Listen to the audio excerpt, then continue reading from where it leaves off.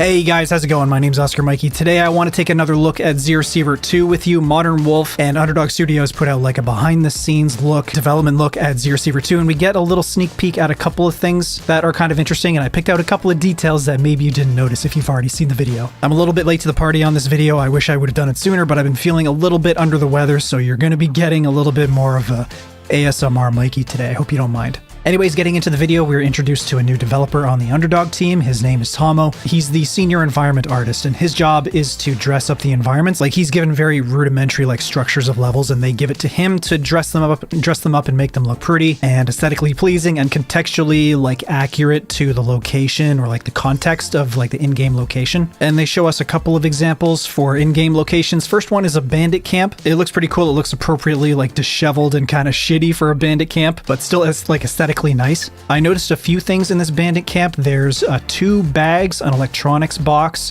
In terms of containers, the bags look like actual backpacks in this game. I think in the Sievert 1 they look a little bit more like duffel bags, assuming that they're the same type of loot bag. And then there's also an enemy counter. So like back in Sievert 1, we know that some camps only spawn one type of enemy, but there's other types of camps that have a chance to spawn like different enemies, like bandits or monsters. This is going to be true in Sievert 2 as well. It looks like there's a little note on there that says 2 to 4 ghouls or 2 to 3 bandits. So there's a chance of ghouls or bandits, or maybe even both, I don't know, spawning here, which is pretty cool to see. And then they go on to talk a little bit about the procedural generation. Procedural generation is coming back in Sievert 2. And it's going to work similarly to how it did in ZS1. Basically, it seems like the POIs are going to be constructed and kept kind of separate from the rest of the map. And then when you load into the map, it's going to randomly drop those POIs all over the place, depending on, you know, just RNG.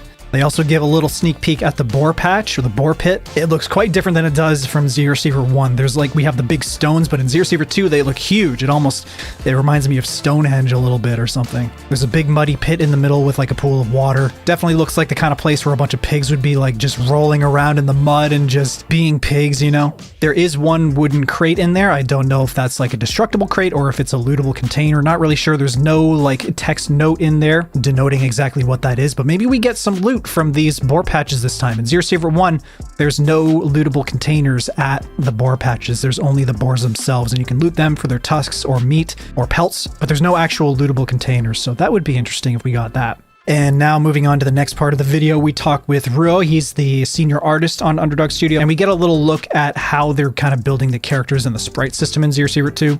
What they've done here is they've kind of broken down the characters into like tiny individual pieces. So what this enables them to do is kind of swap out different looking parts of a bandit, for example, to give them like basically different clothing and different aesthetics of their gear, like detached from just the armor type that they're wearing. So like there's a shin piece, a thigh piece, chest, shoulder, like upper arm, lower arm, feet, and all of those pieces can look like aesthetically different, which I really like. That's going to help kind of break up the monotony of seeing like the same type of enemy over and over again. In a lot of other games, they don't go to this much detail. They'll just like copy paste one enemy type and then you just fight a horde of those things. They all look exactly the same. And then even when you progress in the game later down the line, they'll have the exact same enemy type, the exact same model, but they're just a different color. This system that they're using for Sievert 2 looks like it'll give a lot more variety and diversity of looks with the, like, as far as the characters go. This video that they put on the Sievert channel is actually a cut down version of the one that they put on the Underdog Studios YouTube channel. And in that video, we can actually see a little example of like different clothing and like pieces for that bandit character. Very interesting. I really like how they're doing this system.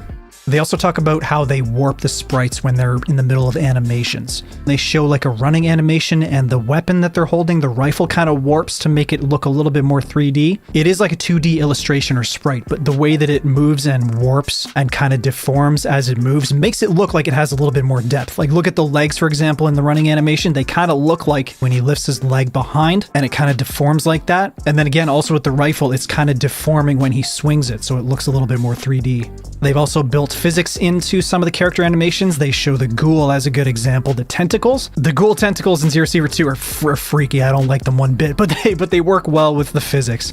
They move the head around and the tentacles flop around, and using the physics in this way just saves them time with animations and stuff. They can just apply these physics to certain parts of character models, and then they don't really have to worry about it. Like depending on how the characters move in the environment. The physics will just work on those individual parts and make them move however they are supposed to move when the character is in motion, instead of them having to animate every single frame of every possible movement that these characters could potentially take in game. And then we also get a glimpse at Igor's house. Igor is still around. He's still in the game, or at least his house is. Maybe Igor himself is actually dead. I guess it would be cool if ᴢᴇʀᴏ 2 could pull from your save files from ᴢᴇʀᴏ 1 and be like, oh, did you kill Igor in this save? Well, he's dead in ᴢᴇʀᴏ 2 now. That would be kind of interesting, but it resembles the ZS1 house pretty well. I did notice that there's an ammo box sitting outside. There were no lootable containers at Igor's house in ZS1, but that definitely looks lootable. Anyways, guys, that's going to be it for this one. I'm sorry this took me so long to get out, but yeah, again, I've been feeling a little bit under the weather. I'm starting to feel better now, so we'll get back to more regular content shortly. Thank you for watching, guys. I really appreciate it. Make sure to like the video if you did enjoy it, subscribe if you want to see more, and I'll talk to you in the next video.